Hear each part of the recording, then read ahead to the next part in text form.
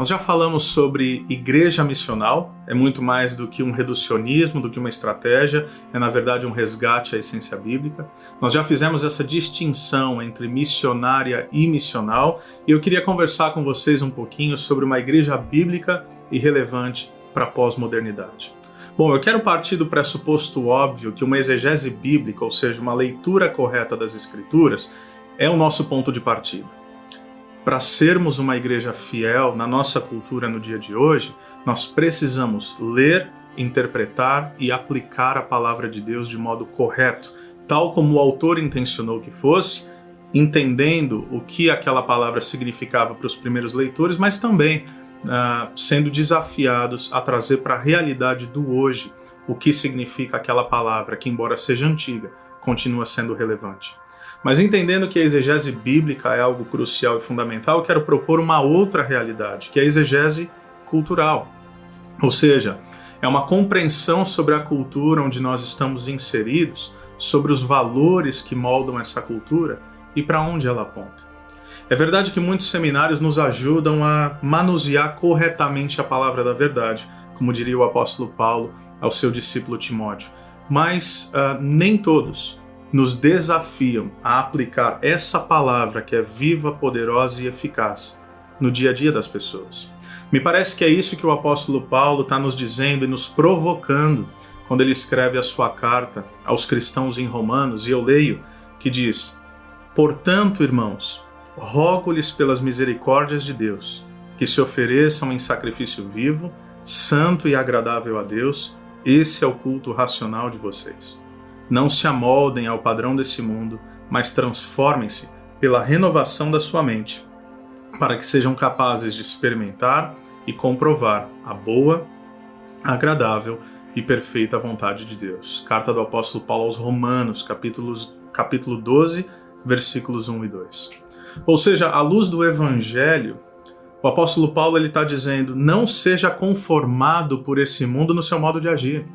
Permita que todo o seu ser seja renovado a partir de uma consciência do Evangelho, isto é, o seu modo de pensar.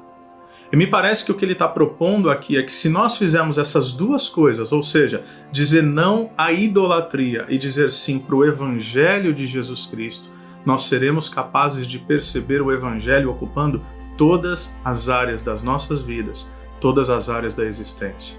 Mundo aqui para o apóstolo Paulo não é simplesmente a ideia do mundo criado, da natureza, mas mundo aqui não ser amoldado pelo padrão do mundo, não ser conformado, ou seja, não entrar no molde, não entrar na forma desse mundo. Mundo é uma cultura moldada, influenciada pela idolatria. Lembre-se que o apóstolo Paulo está falando aos cristãos em Roma, no primeiro século, diante daquele poderio imensurável do Império Romano. E eu não falo apenas de um poderio político, eu não falo apenas de um poderio militar, mas também um poderio econômico e um poderio formativo de cultura.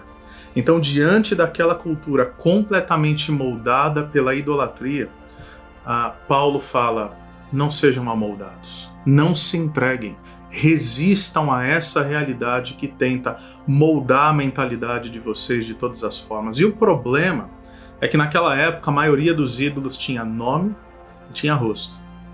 Só que hoje, os ídolos são tão fortes quanto aqueles, ou quem sabe até mais. Só que os ídolos da nossa cultura vigente, por vezes, eles são imperceptíveis, porque talvez eles não tenham rosto, talvez eles não tenham nome. Por que é que nós precisamos, então, estudar e compreender a cultura? Eu ouso dizer que estudar e compreender a cultura é uma das melhores maneiras de não sermos conformados a ela. Inclusive, o reverendo Timothy Keller, ele diz: se a igreja não pensa muito sobre a cultura, sobre os aspectos bons, ruins ou indiferentes em relação à Bíblia, os seus membros absorverão indiscriminadamente os valores da cultura. Eles vão assimilar a cultura apesar das intenções contrárias. A cultura é complexa, ele declara, sutil e inescapável. Se não pensarmos deliberadamente sobre nossa cultura, simplesmente nos conformaremos a ela sem nem perceber o que está acontecendo. Meus irmãos, a resposta para as maiores angústias e os maiores dilemas da alma humana está no Evangelho. As respostas estão no Evangelho, mas quais perguntas a nossa sociedade está fazendo? Por exemplo, como é que nós responderemos eminentemente a partir do Evangelho, ao número crescente de suicídios entre adolescentes e jovens? Como nós responderemos a essa polarização política que invadiu a cultura brasileira entre direita e entre esquerda? Como nós responderemos a questões e pautas, por exemplo, tensas, sensíveis, como as políticas identitárias? Como Karl Barth, um teólogo suíço já falecido, declarou, é preciso segurarmos numa mão a Bíblia e na outra o jornal. Ou seja, como é que nós lemos a palavra de Deus? Como é que nós lemos a nossa realidade e a cultura no dia de hoje?